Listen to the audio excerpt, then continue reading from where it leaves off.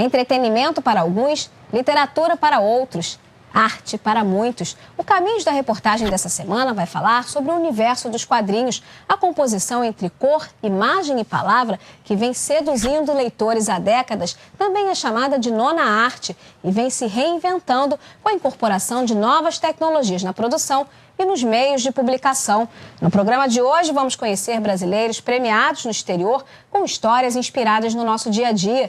Desenhistas que fazem aqui super-heróis famosos e lidos no mundo inteiro. Os quadrinhos que saem do papel e se transformam em filmes. A leitura política de personagens emblemáticos. A formação de pequenos leitores. E o sucesso de uma turma criada há 50 anos que mudou a história dos quadrinhos no Brasil.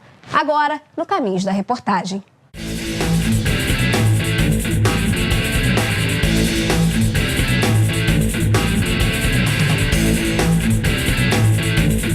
Os quadrinhos não perdem para a literatura, para o cinema, para nenhum outro tipo de forma de narrativa. O trabalho da história em quadrinho parte de usar o desenho para contar uma história e transmitir uma ideia.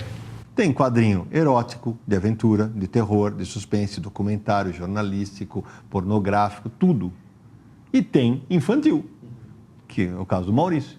Então, assim, quadrinhos tem para todos os gêneros, públicos e bolsos. O quadrinho é uma forma sequencial de levar uma ideia, né? É uma narrativa desenhada. Então, você pode fazer isso criticamente, você pode fazer isso com um quadrinho, que é um cartoon, você pode fazer isso com uma pequena história. O quadrinho é música cantada, né? É música cantada, quando eu digo assim, com texto, né? Com imagem.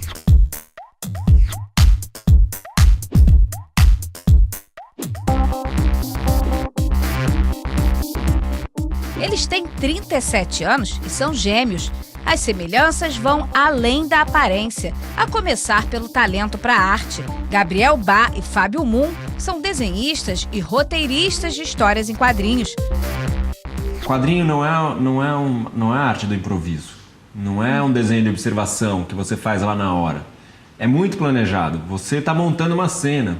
Você está pensando qual é o ângulo que você vai mostrar aquela cena que vai contar melhor. Onde o personagem vai estar, se ele vai estar na cena ou não. Ele desenha com caneta, eu desenho com pincel, mas a gente tem uma preocupação de criar mundos em que existem vários detalhes reconhecíveis. No tipo de roupa que as pessoas usam, no tipo da arquitetura, nos carros, para que o mundo pareça um mundo em que as pessoas vivem, e não uma coisa artificial e falsa. A gente gosta de contar histórias cotidianas, histórias sobre pessoas, sobre relacionamentos. Às vezes podem ter elementos fantásticos, às vezes podem ter elementos de ação, de terror, mas são como as pessoas interagem umas com as outras, interagem com o cenário. Isso é o que acaba nos interessando, o que a gente acha que as pessoas podem se identificar. Fábio e Gabriel estão entre os mais premiados quadrinistas da atualidade. Já publicaram trabalhos nos Estados Unidos, Itália e Espanha. Foram os primeiros brasileiros a ganhar o Prêmio Eisner, considerado o Oscar dos quadrinhos. A estante repleta de troféus é a prova de que os irmãos não estão para brincadeira. Porque os mercados não vêm atrás da gente. Não é o mercado americano que vai vir procurar quadrinhos brasileiros para serem publicados, ou o mercado francês que vai vir procurar quadrinhos brasileiros. É alguém aqui que tem que ir atrás de uma editora no mercado americano ou no mercado francês, que são mercados grandes, para querer publicar o seu trabalho em outro mercado, num mercado maior, que vai ter mais alcance. E pouquíssima gente faz isso. A dupla, que despontou com a produção independente 10 Pãezinhos, teve que trilhar um longo caminho até chegar ao estrelato. Na Faculdade de Artes Plásticas, aprenderam a ter senso crítico sobre o próprio trabalho. A gente estudou outros artistas, o uso de cor, de contraste, de composição. Quem cresce só lendo quadrinhos, só tem influência de quadrinhos e vai colocar aquilo em quadrinhos, sempre vai estar em desvantagem. Porque ele vai ser uma releitura fraca de coisas que ele já leu. Então você precisa buscar outras influências, estudar, ler outras coisas. O cenário para a criação é inspirador. O estúdio fica de frente para um jardim, mas a rotina não é nada fácil.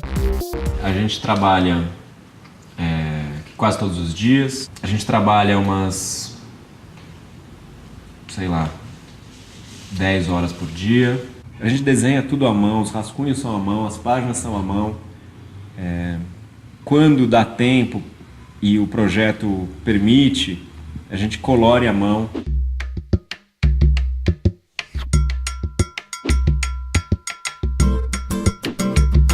Assim como os gêmeos, Ana representa a nova geração dos quadrinhos brasileiros.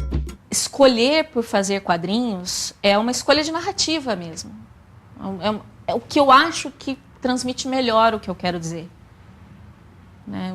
Não descarto fazer outras mídias, claro que não. Trabalhei com televisão, rádio bastante tempo, fiz muito roteiro para isso. Mas aquilo que me enche os olhos, que eu fico feliz de fazer, é roteiro de quadrinhos.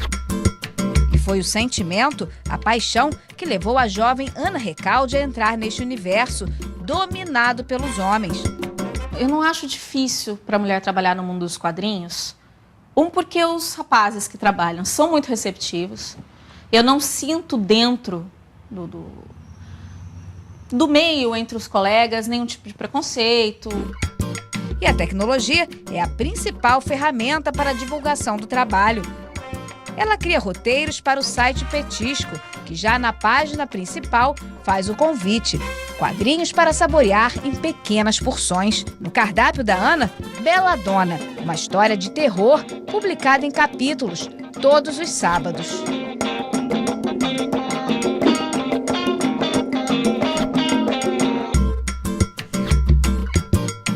Eu escrevo o que eu gosto. Entende? O que eu gostaria de ler, o que eu acho que vai sair uma boa história. Eu procuro escrever pela história, não pelo gênero. Mas eu sou fascinada por terror. Aliás, eu morro de medo de história de terror, filme de terror, Lovecraft, essas coisas. E é um jeito de eu lidar com o meu medo, é escrevendo história de terror. Ana nasceu em Mato Grosso do Sul. Há 5 anos veio para o Rio de Janeiro em busca de oportunidades. A quadrinista confessa que não sabe desenhar. Mal consegue fazer boneco de palitinho, mas colocar as ideias no papel é com ela mesma. O problema é que, como o mercado ainda está em crescimento, as funções acabam se confundindo. Num processo, vamos dizer, industrial, você tem o roteirista, o editor, o roteirista, o desenhista, o arte finalista, o colorista e o letrista. Então, são 5 funções que a gente acaba acumulando no Brasil. Quando eu passo o roteiro para o desenhista, tem que ser muito explicado. Eu costumo colocar página 1, o que eu espero do quadrinho 1, 2, 3, quantos quadrinhos eu quero. Se é uma página em especial que tem uma quadrinização diferente, eu sugiro essa quadrinização. Dá para ver de quadrinhos. Eu tenho vários amigos que vivem de quadrinhos e vários conhecidos. Só que viver de quadrinhos não é fácil. Não é a coisa mais fácil do mundo e também não espero que você vai ficar riquíssimo. Meu Deus, tem que trabalhar muito.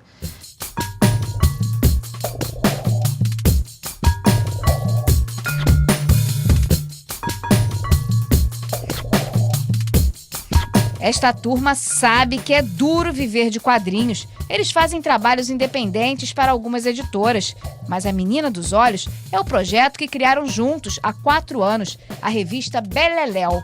Cada reunião que a gente fazia para bolar o nome, assim, ao mesmo tempo que a gente ia bolando a revista, a gente estava com esse peso do como seria o nome, assim, né? A gente falava assim, vai ser um nome... Quando os 4 acharem que é o nome perfeito, vai bater e vai ser esse nome. Isso não aconteceu. O Estevam era o único que permaneceu. Bateu o pé, assim, galera. Então é Beleléu. A gente falou, não é Beleléu. Aí cada vez que a gente se reunia, cada um dava mais 5 nomes pra revista. E o Estevam, eu permaneço com Beleléu, aí acabou ficando Beleléu. Assim. Em 2009, o pessoal do Beleléu criou um selo para publicar as versões impressas. Tem revista, livro, calendário, bottom e até canecas. Tudo inspirado na temática dos quadrinhos. É um mercado que tem crescido muito, o mercado de quadrinhos. Assim, eu acho que o público consumidor tem aparecido mais. Acho que está crescendo. Você vê mais gente produzindo, mais gente consumindo, mais eventos sendo criados. Já tem eventos, acho que no Brasil inteiro já tem, sabe? Nas grandes cidades, você tem feira, você tem festival. A internet é importante para os quadrinhos e principalmente para os quadrinhos que são feitos independentemente. Porque quando você faz quadrinho independente, você não tem uma editora maior para publicar seu material. Então, assim, é um meio que você não gasta, digamos Você assim, reduz nada. os custos, né, com a internet. Principalmente com rede social, né? Que eu compartilha 10 mil em Então, 2 segundos, né? Então, assim, é muito fácil você mostrar seu trabalho, você publicar, né, seu trabalho na internet. Eu acho que a internet é um grande responsável por estar fazendo quadrinhos crescer. No final das contas, a gente acaba... A gente trabalha de graça, assim, porque a gente trabalha bastante para manter isso, assim, a gente não tem um retorno para entrar na minha conta, assim, mas a gente tem a conta da Beleléu que é segura, assim, a gente tem uma verba que para publicações, a gente pode lançar outros livros que a gente tem essa segurança de lançar, de gastar com tem uma margem, assim. a gente tem uma margem de segurança, assim, mas o ideal seria o salário.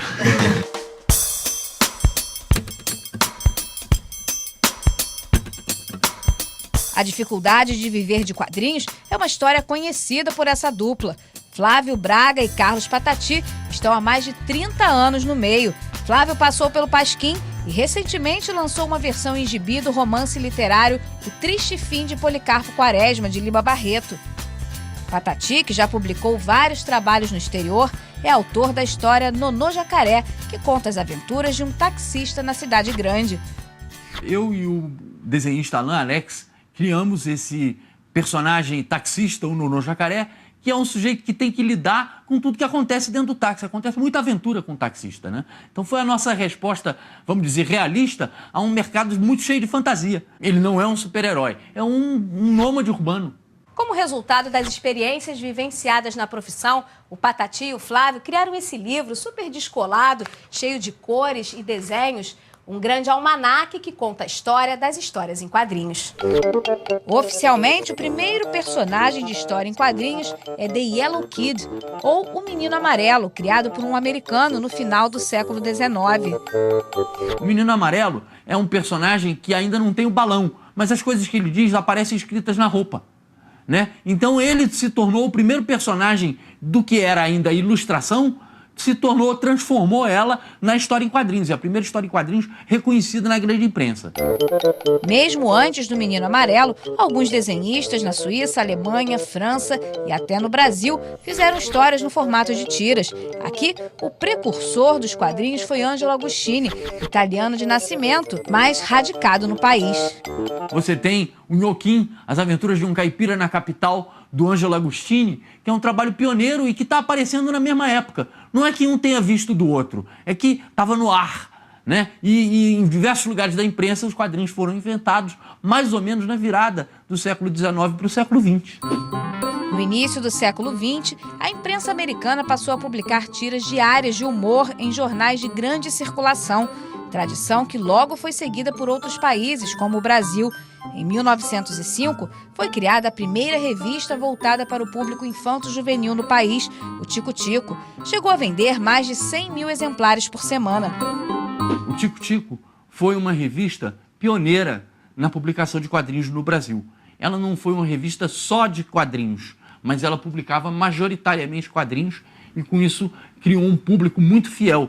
Foi a mais longeva de todas as publicações, durou quase 50 anos, né? Foi ela que apresentou alguns dos principais personagens de quadrinhos ao público brasileiro e realizou versões brasileiras de diversos personagens da época. Mas a popularização mesmo aconteceu com o surgimento dos gibis de super-heróis, quando o quadrinho já havia se expandido pelo mundo de maneira industrial. Um monte de rapazes de 17, 18 anos começam a criar seus personagens. Quais personagens? O Super-Homem, o Batman, os primeiros super-heróis todos são criados por adolescentes que vendem esses personagens para gráficos, né, que estavam querendo ter o que imprimir. Eles são o formato que se tornou vencedor, né, na indústria americana. A promessa não valeu. O quê? Mas desta vez não vou bater em vocês. Puxa, sério? Aham, o meu coelhinho é que vai! A cena clássica, protagonizada pela dupla Mônica e Cebolinha, nasceu nos quadrinhos nos anos 60. Geração após geração, as crianças adoram ver o garoto tomando umas coelhadas. Pois é, Mônica Cebolinha e companhia, criados por Maurício de Souza há 5 décadas, nunca saíram de moda. Essa turma mudou o comportamento dos leitores de quadrinhos no Brasil, que passaram a comprar mais as revistinhas da Mônica e companhia do que dos personagens da Walt Disney e os super-heróis estrangeiros. Hoje, ao contrário de antigamente, que as histórias de quadrinhos estrangeiros é que dominavam as tiras de jornal, revistas de banca e tudo mais, hoje nós estamos em superioridade. Nós e mais outros desenhistas brasileiros estão surgindo, e bons desenhistas, para mostrar para o leitor que a alternativa cabocla, tupiniquim, para se contar história, se desenhar, criar personagem, ficou provado que o leitor brasileiro gosta de história brasileira e personagens que falem a mesma língua, tenham o mesmo comportamento deles e que haja essa identificação do leitor com o personagem. O encontro com o sucesso veio por acaso nos anos 60, quando Maurício ainda era repórter policial. Jovem em início de carreira, conseguiu espaço no jornal onde trabalhava para publicar na seção de quadrinhos. Não fazia tanto tempo, quando eu comecei a desenhar, não fazia muito tempo que eu tinha sido moleque. E moleque lá brincando descalço, brincando na rua e tudo mais. Nas primeiras histórias, eu era o modelo para mim mesmo. Eu falava do meu cachorrinho, eu falava da vida que eu tive quando eu era garoto e tudo mais, e colocava nos jornais, que era uma publicação de adulto. Como criança gosta de ver criança, de acompanhar a história de criança, essas tiras de jornal que eu fazia com os personagens infantis começaram a atrair a criançada e me transformaram num escritor, desenhista para criança, desenhista para o público infantil. Eu não tinha planejado isso. Isso aconteceu. Mas, já que aconteceu, vamos aproveitar. E daí, então, eu vi também que eu precisava desenhar mais, criar mais personagens. E daí, eu também percebi que se eu não fizesse um trabalho em equipe, eu não ia conseguir enfrentar o material estrangeiro que chegava a preço de banana no Brasil, né?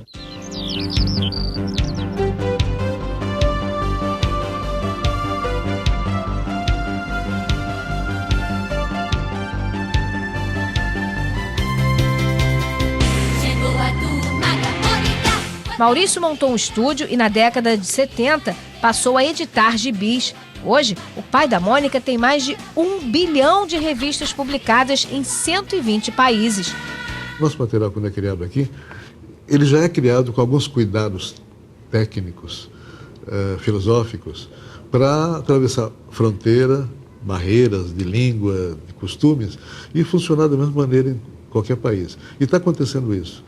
A gente entra com a Mônica na África, na Ásia, na China, em qualquer lugar, ela é aceita do jeito que a gente queria aqui. E para manter este ritmo de produção, Maurício conta com a ajuda de um batalhão de gente talentosa. Flávio já está há 23 anos na equipe. O roteiro aqui no Maurício de Souza, ele é feito através de um RAF, ou seja, o RAF é um roteiro desenhado. Em outros estúdios, eles fazem o roteiro de uma forma corrida, como se fosse uma peça de teatro. E aqui não, no Maurício ele sempre ensinou isso pra gente, e aqui eu vou mostrar pra vocês. Primeiro eu vou mostrar uma página, que é a página que a gente recebe do roteiro, que é essa, que é uma página dividida em faixas só, pra gente se delimitar, saber como é que é o quadrinho na página. Você já delimita nela quais são os personagens, como eles estão agindo, né? Você já dá tudo aqui na história, o texto, os personagens, a ação. Às vezes, por exemplo, uma história de piteco, de 5 páginas, ela pode sair num dia, você consegue matar a história. Mas uma história de 45 páginas vai bem uma semana ou mais. Todos os textos têm que passar pela aprovação do mestre. O Maurício vai avaliar como é que está aí na história, se tem muito texto, se precisa diminuir alguma coisa. Roteiro aprovado, a história segue para os desenhistas. O que a gente procura fazer é pegar esse roteiro, né, que já foi aprovado, e procurar, enfim, pegar esse personagem, colocar no modelo, deixar espaço para o balão, fazer o cenário, porque o que o desenhista vai fazer seria aquilo que vai sair na revistinha mesmo. Tipo, eles vão trabalhar, os outros profissionais vão trabalhar em cima do que o desenhista fez. O Maurício fica por conta do roteiro, né? E o desenhista, quer dizer, e a diretora de arte fica por conta da parte de visual, desenho, cor, letra, tudo que vai ser em termos de visual. O sucesso da Turma da Mônica é indiscutível, mas Maurício decidiu acompanhar as mudanças no comportamento da garotada. A pedido dos fãs, lançou em 2009 a revista Mônica Jovem, no estilo do quadrinho japonês, o mangá. Eu recebia cartas, telegramas, e-mails, às vezes papo direto. Turma da Mônica vai crescer, vai casar, vai namorar, como é que não é. E todo mundo pedindo uma explicação e pedindo como é que ia ser o futuro da Turma da Mônica, que já era um sucesso.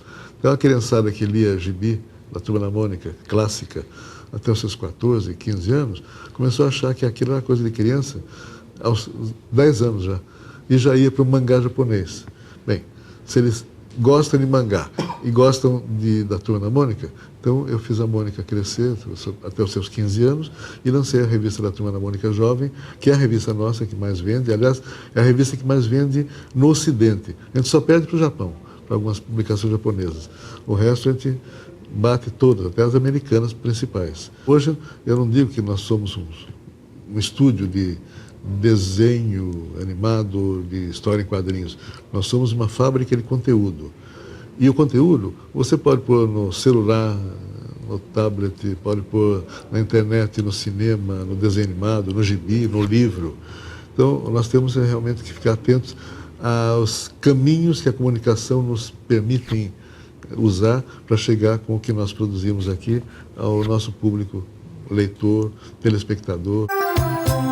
Eu sou a Mônica!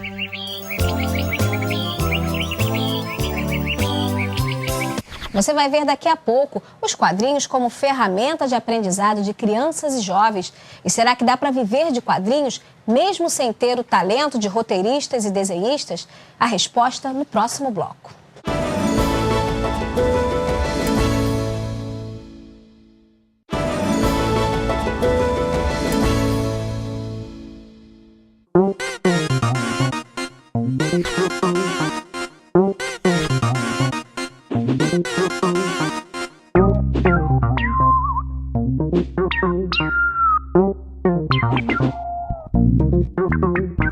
O mercado de quadrinhos no Brasil está aquecido, mas ainda não temos uma indústria como nos Estados Unidos, que só no ano passado movimentou o equivalente a 1 bilhão e 400 milhões de reais, impulsionados pelo sucesso dos super-heróis. Ou como no Japão, que faturou com a venda dos populares mangás quase 6 bilhões de reais. Por aqui, as vendas vêm aumentando. Mas é difícil falar em números, já que as editoras não divulgam resultados. A nossa produção, comparada com esses dois polos gigantescos, que é o Japão e os Estados Unidos, é pífia. O Brasil ainda ele saiu recentemente de uma crise que os quadrinhos viviam, né? Começou na década de 80, e só agora que ele está começando a tomar fôlego de novo. Bastante publicação em banca, bastante publicação em livraria. Então, ainda não dá para comparar. As bancas de rua ainda concentram a maior parte do faturamento. Em banca trabalha-se costumeiramente com setores. Primeiro Rio, São Paulo e algumas capitais. E depois, de tempos em tempos, faixas de tempo, assim, 2 semanas, 3 semanas, vai indo para os outros lugares. O sonho da maioria dos profissionais dos quadrinhos é ver as suas histórias vendidas na banca de jornal, mas só ganham espaço aqui revistas com tiragens acima de 30 mil exemplares, uma missão para os super-heróis. Por mais bacana que seja estar em livrarias, o formador de leitor, você forma o leitor na banca. Porque assim, eu vivo em São Paulo. Em São Paulo tem N livrarias. Se eu sair 50 quilômetros para o lado, não tem livraria, cara.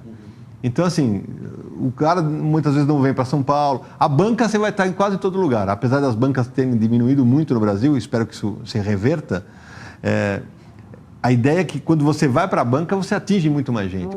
Cada edição do Super-Homem, por exemplo, vende em média 100 mil unidades por mês. A revista do Homem-Aranha, com o presidente dos Estados Unidos na capa, considerada histórica, teve uma saída de 350 mil exemplares.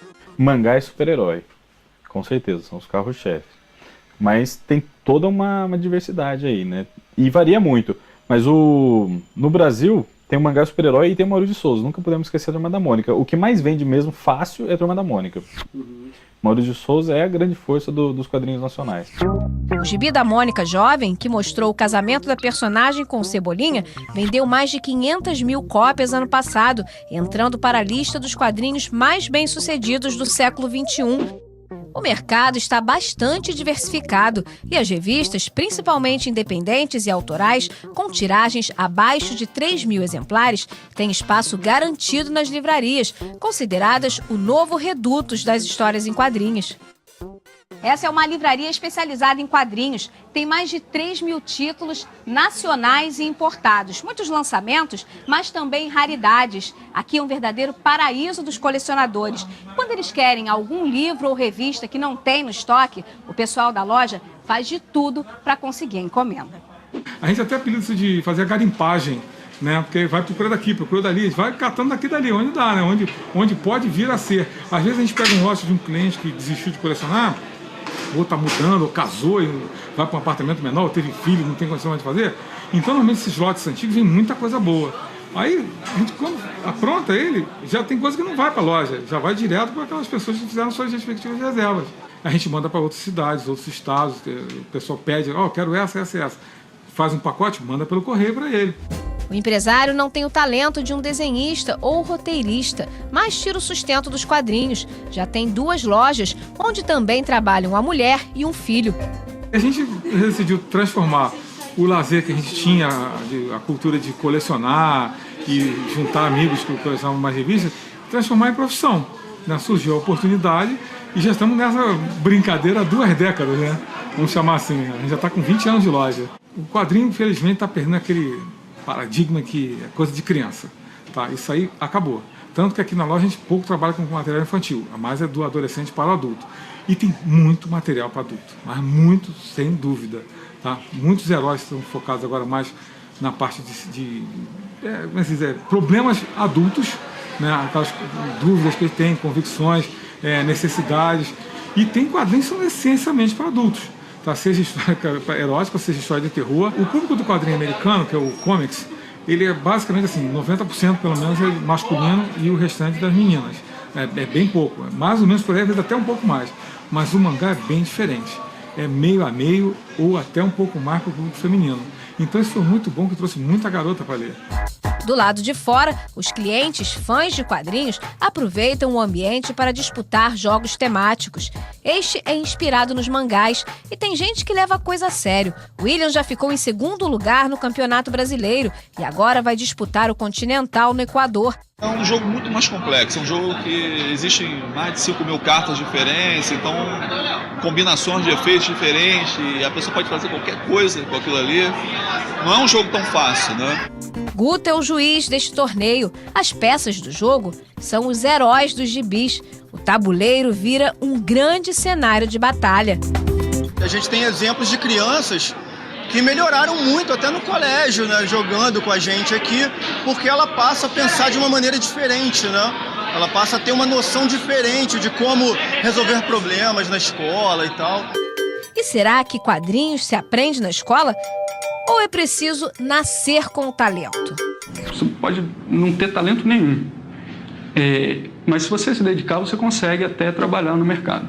Você vai ter um caminho maior, né? Você vai ter que trabalhar muito mais, vai ter que estudar mais do que o cara que tem talento. O cara que tem talento, ele vai ter mais facilidade. Às vezes ele faz um estudo pequeno e já tá com um nível legal, entendeu? Mas se esse cara também não praticar sempre, se a pessoa com talento não está sempre praticando, não está sempre se exercitando, ela fica parada no tempo e não consegue nada, entendeu? Então, é mais o esforço do que o talento. Esta garotada faz o programa básico num curso oferecido no Rio e em São Paulo, especializado em ensinar a arte dos quadrinhos. A concentração é grande, cada um focado na criação de personagens e histórias diferentes. Uns sonham em sair da sala de aula para o mercado de trabalho, outros querem apenas se distrair. Lucas é estudante de Direito e veio para acompanhar a namorada. Eu vim fazer como um hobby, porque como eu já desenhava na infância, eu nunca abandonei o desenho, mesmo sem ter feito nenhum curso antes do Impacto, resolvi fazer para melhorar. Rony é considerado veterano entre os colegas. Deseja conciliar a profissão de pedreiro com a de desenhista. O que me trouxe aqui foi a ideia deles que vão jogar a gente no mercado, que isso é mais importante. Porque ficar só desenhando, parentes, amigos falar que tá bonitinho é muito fácil. Agora você ganhar dinheiro já é difícil. O curso é a realização do sonho de Lipe Dias, que começou como aluno e hoje é diretor da unidade do Rio de Janeiro. Os traços de Lipe já conquistaram o mercado internacional. Ele é desenhista da Marvel, cria personagens de games para a gigante dos quadrinhos americanos e revela que é possível ganhar entre 100 e 150 dólares por página em um gibi. A capa pode chegar a 500 dólares. Esse ano eu vou estar na Convenção de Nova York pela primeira vez. Vou estar levando meu trabalho e eu estou muito feliz de poder estar perto das pessoas que eu via nas revistas. Hoje em dia eu convivo com elas. Eu tenho contato com os profissionais que antigamente para mim era apenas um nome numa revista. Hoje em dia eu tenho amizade com alguns deles. E eu vejo no meu aluno potencial candidato a se tornar um também, né? Fabrício, além de professor, é colorista. Tem contrato com a editora americana Dynamite. Precisamos ler todo o roteiro antes para saber o clima da história, né? A ambientação, o ritmo. E mediante o que foi lido, a gente vai começar a trabalhar nas páginas e aplicando a cor de acordo com aquilo que o clima da história pede, né? Então, por exemplo, se a história é uma história de ação, se é uma história mais sombria, geralmente nós mantemos um ritmo de 2 páginas por dia, né? E assim a gente pode cumprir até no prazo de 2 semanas, em 2 ou 3 semanas, fazer uma revista inteira de 22 páginas. Os quadrinhos podem ser tanto objeto de ensino como ferramenta para o aprendizado. Nesta escola pública no Rio, os gibis têm lugar de destaque. Na turminha do 2º ano, eles decoram as paredes e desafiam a criatividade da criançada. No exercício, eles têm que inventar uma história com o personagem Chico Bento. Olha só, semana passada nós começamos a fazer um trabalho com história em quadrinho. Vocês lembram? Sim, eu aprendo muitas coisas. Aprendi muito para proteger a natureza, não botar árvore, nem botar fogo e nem soltar balão. A história em quadrinho é tipo um livro. E aí, os outros escrevem, mas só que parece um livro, mas não é. O quadrinho, como tem uma fala fácil, né? É mais fácil para eles lerem, porque eles estão numa série e que muitos aqui ainda estão com muita dificuldade na leitura, alguns já estão lendo bem, tá? E alguns ainda estão começando. E como tem frases pequenas, tem onomatopeias, então as crianças conseguem, mesmo sem ler o texto todo, entender a leitura, o texto. A Turma da Mônica tem tudo a ver com eles, né? Porque tem outras histórias em quadrinhos que eu acho que não tem muito a ver, né? Mas como essa é uma coisa bem brasileira mesmo, tem tudo a ver com eles. E aí realmente ajuda muito no processo de alfabetização. O nosso gibi, milhões de gibis, no decorrer desses anos todos, viraram uma cartilha informal de alfabetização. Então, milhões de brasileiros aprenderam a ler com a Turma da Mônica. Isso nos dá uma boa responsabilidade, temos que ter muito cuidado com quem a gente põe, escreve e passa na historinha, mas ao mesmo tempo também nos dá orgulho.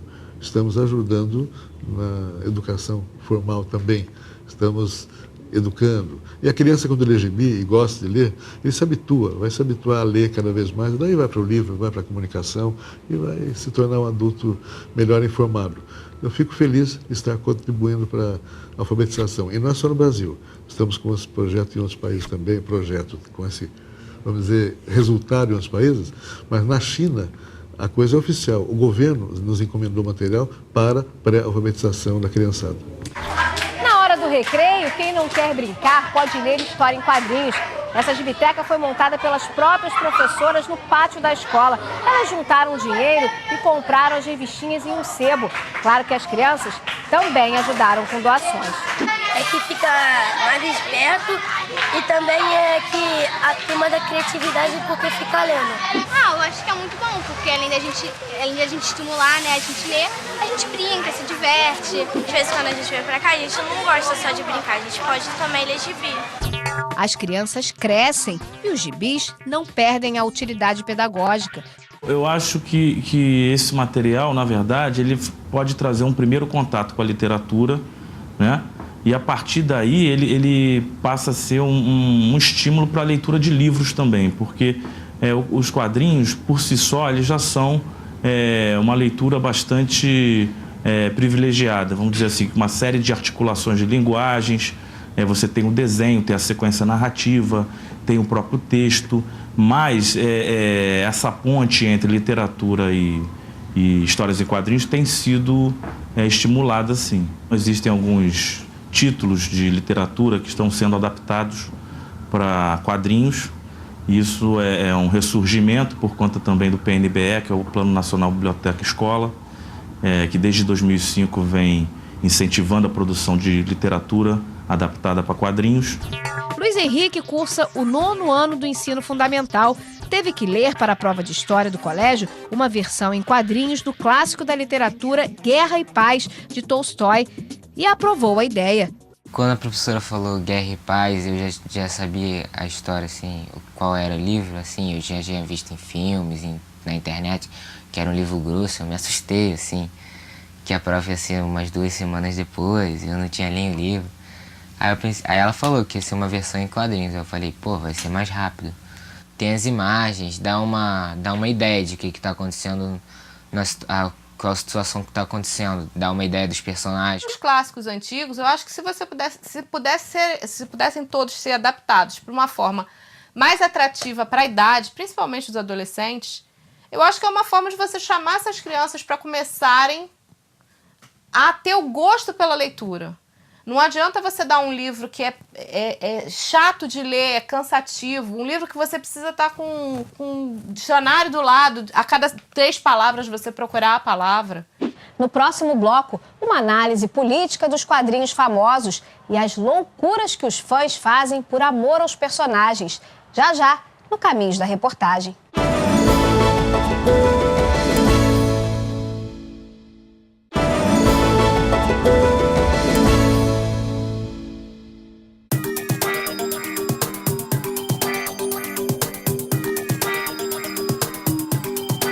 Para profissionais e amantes dos quadrinhos, as feiras reúnem o que há de melhor no mercado. São mais de 40 eventos ao longo do ano em diferentes lugares do Brasil. Uns maiores, outros mais modestos, como este que acontece todos os anos no Rio. Os visitantes aproveitam para soltar a imaginação e para comprar de tudo um pouco. Consegui a Queda do Morcego, que é a história que eu estou procurando, já tem acho que uns 5 anos já. Foi muito difícil para encontrar. Consegui a primeira edição do Lanterna Verde com a aparição do Guy Gardner, que foi o segundo Lanterna Verde. Consegui Batman Ano 1 também, que eu queria muito essa história já. Pelos primeiros traços, dá para perceber que vai surgir a figura de um super-herói. E quem é o autor do trabalho? O desenhista paraense Ed Barrows. Isso mesmo, brasileiro com nome de artista americano. O nome de batismo dele é Eduardo Barros. Hoje, ele tem contrato de exclusividade com a editora DC Comics, dos gibis do Batman e companhia. Para eles é meio complicado pronunciar Eduardo. Com certeza ia sair Eduardo, com certeza. Então já foi uma abreviação, né? Natural. É bom você ter uma identidade dupla, né? Porque assim você pode ser o Eduardo em casa e o Ed lá fora, né? Na hora de trabalhar. O Ed pode até ter dupla identidade, mas não tem 2 caras. Não gosta de ser chamado de celebridade e adora o contato com os fãs, para a sorte de André, que aguardava ansioso por este momento. O traço dele é fantástico, um desenhista excelente. Vou enquadrar, isso aqui vai ficar lá no meu escritório agora, enquadrado lá, e fazer inveja pro pessoal que for me visitar. Você tem a real sensação de quanto o seu trabalho está sendo importante, o quanto de emoção ele está passando para o leitor. É muito legal, muito gostoso você ter essa conversa direto com o leitor, que é justamente o teu público-alvo, né? Eu sou um desenhista exclusivo, eu já estou, sei lá, desde 2006. Então, geralmente, os desenhistas que são exclusivos, ele tem um salário um pouco diferente, mais alto que a maioria dos outros desenhistas que são freelance. Mas isso varia da editora que você trabalha, isso varia do personagem que você está fazendo e do nome que você está no mercado. Mas você pode tirar um bom lucro disso. Pode, sei lá, ganhar de 80 a $300 por página. Fred é outro apaixonado pelo mundo dos quadrinhos. Bate ponto nesta livraria pelo menos uma vez por semana. E é em casa onde ele guarda o tesouro. O Fred tem 42 anos, 2 faculdades, 3 filhos. Mas quando o assunto é quadrinhos, ele parece até criança. Uma paixão que já dura 25 anos. Na sala principal, a gente já percebe que os livros têm lugar de destaque. Mas é no pequeno quartinho batizado de Fred Caverna que ele esquece da vida. É realmente uma coisa muito reconfortante, né? Você, às vezes, chegar em casa depois de um dia mais complicado, mais pesado e ter o seu lugar, né? Onde tem as suas coisas, a sua coleção, para você esquecer um pouco do mundo, né? É uma coisa que tem um apelo nostálgico muito forte, né? A gente acaba se lembrando dos tempos de criança, embora muitos quadrinhos sejam contemporâneos, eles nem existiam na época em que eu era criança, mas tem um apelo nostálgico muito forte. Eu gosto muito dos quadrinhos antigos e tem uma coisa histórica também, né? Eles permitem que a gente veja como a sociedade era mostrada em outras épocas, o papel da mulher, o papel do homem ou da criança. Eu até brinco que aqui em casa Batman e Balzac convivem tranquilamente, né? No mesmo dia a gente lê uma coisa e outra. Tinha esse preconceito antigamente, né? A pessoa que começa lendo quadrinhos não vai gostar de literatura e, a meu ver, é uma visão completamente equivocada. Fred mostra com orgulho a biografia do criador do Homem-Aranha, autografada pelo próprio artista. A coleção do Flash Gordon tem revista com capa de luxo, livro em preto e branco. São edições especiais de uma mesma história. Esta, de 1973, tem poucos exemplares no mundo. Tem um aspecto também de colecionar, que eu acho muito interessante, de você não só ler as coisas e se desfaz, você vai guardando, você vai formando uma espécie de um arquivo. E tem também um aspecto de quase que um fetiche, né, com o objeto dos quadrinhos, né? Os personagens que protagonizam atos de heroísmo e seduzem adultos como Fred e também crianças e adolescentes no mundo inteiro foram criados por jovens americanos entre o fim da década de 30 e o início da de 40, inclusive no período da Segunda Guerra Mundial. A partir do momento que os Estados Unidos entram na guerra, tem uma influência do governo, sim. O governo encampa essa indústria e chama os principais editores e coloca para elas a proposta de se ingressar dentro do esforço nacionalista. No caso do Capitão América, as mensagens políticas começaram antes mesmo dos americanos entrarem na guerra. Na capa da edição número 1, o protagonista aparece atacando Adolf Hitler. Você cria com isso a propaganda de que a ameaça nazista ela é uma ameaça real para os Estados Unidos. Uma ameaça real antes dos Estados Unidos entrar na guerra. Então você faz uma propaganda, os quadrinhos ajudam a criar um lobby, um discurso pró-guerra. Terminada a guerra, os quadrinhos de super-heróis, ainda que eles sobrevivam, eles têm uma queda brutal de vendas. A venda de quadrinhos de super-heróis diminui bastante. O inimigo que estava sendo combatido, aquela ideia do inimigo comum que mobilizava as pessoas iam para as bancas para poder consumir aquilo. E mesmo os soldados no campo de batalha compravam aqueles quadrinhos para poder lembrar de casa. E era um elemento da cultura estadunidense que estava sendo levado para a Europa no campo de batalhas. Tinha aviões que jogavam quadrinhos no front, tanto para propaganda contra o inimigo quanto para os aliados. Desaparece. No gibi do Super-Homem, a guerra não era o foco das mensagens. O Superman ele é um personagem messiânico. Ele é uma mistura de Jesus Cristo e Moisés, quase que ao mesmo tempo. Jesus Cristo porque ele é um salvador, ele carrega a capa vermelha, tal qual a manta de Jesus. Ele vem dos céus, ele é responsável por redimir os erros, ele luta pela justiça. A Guerra Fria também chega aos quadrinhos. O comunismo vai aparecer como uma nova ameaça e potencial. Você, por exemplo, não poderia colocar crime na capa, você não poderia ter capas mais com sangue, com monstros, com licantropia, com vampirismo, com qualquer ideia do terror não poderia estar presente na capa. Os inimigos têm sempre que ser derrotados no final. As histórias sempre teriam que ter uma mensagem edificante. Nos anos 70, os quadrinhos incorporam discussões como a dos direitos civis e a ameaça nuclear. Na América Latina, as mensagens vinham nas tiras de jornal. A pequena Mafalda questionava os problemas políticos e sociais da Argentina. num contexto de ditadura militar, onde você tem supressões de liberdades civis, e a Mafalda é um quadrinho extremamente corajoso sendo publicado ali. E um quadrinho corajoso mostrando, de alguma forma, um artifício muito interessante, que é colocar as palavras na boca de uma criança. No Brasil, as tiras do Pasquim eram as de maior evidência. Ziraldo, Laerte, Enfio e outros registravam ali as críticas à ditadura militar. O Enfio é talvez o principal nome brasileiro nesse sentido. O Enfio se tornará um marco da esquerda brasileira. O Enfio ele publica no final, especialmente para o final da carreira, vai publicar em jornais sindicais.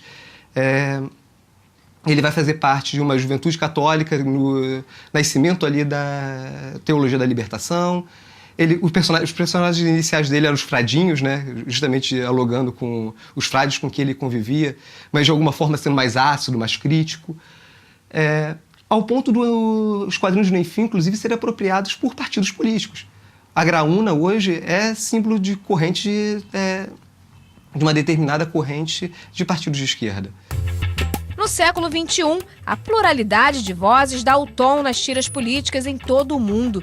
Em 2011, um dos símbolos do movimento Occupy Wall Street contra a desigualdade social e econômica nos Estados Unidos foi o protagonista do quadrinho V de Vingança, considerado um manual anarquista. A máscara, símbolo do quadrinho, voltou às ruas nas manifestações que sacudiram cidades brasileiras recentemente. Nos protestos da Primavera Árabe, as críticas do cartunista brasileiro Carlos Latuf chamaram a atenção do mundo e as mídias sociais desempenharam um papel fundamental neste processo. O Facebook talvez se tornou a principal distribuição de tiras e charges do mundo contemporâneo. A quantidade de memes que você tem sendo lançadas no Facebook diariamente por diferentes grupos, especialmente por grupos de esquerda, é gigantesca. E quadrinhos de vários países do mundo. Nem só de política, humor e aventura vivem os quadrinhos.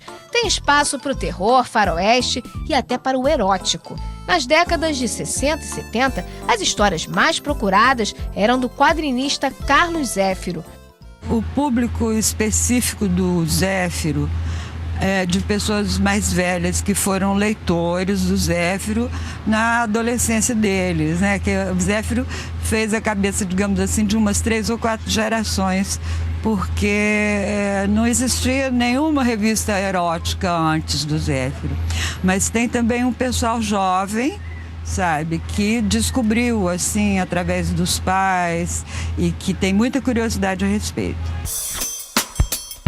E quando se fala em quadrinhos aqui no país, é impossível não citar a editora Brasil América, a Ebal, que durante muito tempo dominou o mercado com produções nacionais e a importação dos gibis de super-heróis e da turma de Walt Disney. A Ebal vai ser a grande formadora de leitores de quadrinhos no Brasil. É ela que traz os super-heróis para serem... Já existiam algumas outras editoras que tentaram publicar também, a Globo participa de publicação de quadrinhos, só que com regularidade e tentando manter uma distribuição mais ampla e uma tentativa de profissionalização mesmo desse trabalho de editoração de quadrinhos no Brasil, nada se compara à Ebal. A Ebal vai ser o grande elemento que vai dar a liga, o cimento para aquilo que vai ser a cultura de quadrinhos no Brasil. Cultura que se reinventa. Nos anos 60, Ziraldo criou a Turma do Pererê, primeira história em quadrinhos infantil de sucesso no Brasil. A turma, inspirada no folclore brasileiro, virou série de televisão e está no ar até hoje na TV Brasil. O Menino Maluquinho, livro e tira de sucesso de Ziraldo, também foi para as telinhas e para a telona. Isso é um ovo ou é um pinto, hein? Me dá esse ovo aqui. Olha aí, tem um ovo, no paletó novo, entra um ovo, abracadabra, Dona Chica, seu Mané, seu Jacinto, no paletó entra um ovo e zapti, saiu um pinto. Os super-heróis dos quadrinhos também se transformam em uma infinidade de produtos. No cinema, garantem recordes de bilheteria. Homem de Ferro 3 faturou mais de $1 bilhão em todo o mundo. E Os Vingadores, outro sucesso baseado em personagens da Marvel, está entre as 5 maiores bilheterias da história.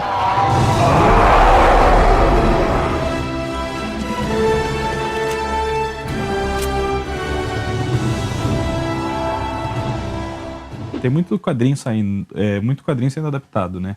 A adaptação virou um subgênero mais rentável do cinema dos últimos 2 anos. Você tem Vingadores, Homem de Ferro, Batman, que lucram fortunas, né? Indiretamente vem do quadrinho. E tem todo o mercado gerado por conta de produtos, desde lancheira, bonequinho, a tudo que você imaginar que dá para produzir em massa, o pessoal faz, né? Baseado em personagens famosos, claro. E quando a imaginação pula do papel para outros cenários, mais uma vez, a Turma da Mônica sai na frente. Além dos filmes e desenhos animados, os personagens criados por Maurício de Souza estampam mais de 3.000 produtos. Isso sem falar nos shows e peças de teatro da Turminha, negócios que movimentam anualmente mais de 2 bilhões de dólares e empregam cerca de 30 mil pessoas direta e indiretamente. E vai continuar o quadrinho no papel, na internet, no telefone, no celular e outras formas de comunicação que houver. Na base é que tem que estar o cuidado, na criação, no conteúdo, na forma de você contar e levar a história para o público. Aí é que está o segredinho, aí é que você tem que ter cuidado. E acompanhar o que está acontecendo e usar todas as plataformas que nos apresentam hoje. É uma maravilha, nós estamos vivendo uma época maravilhosa de comunicação.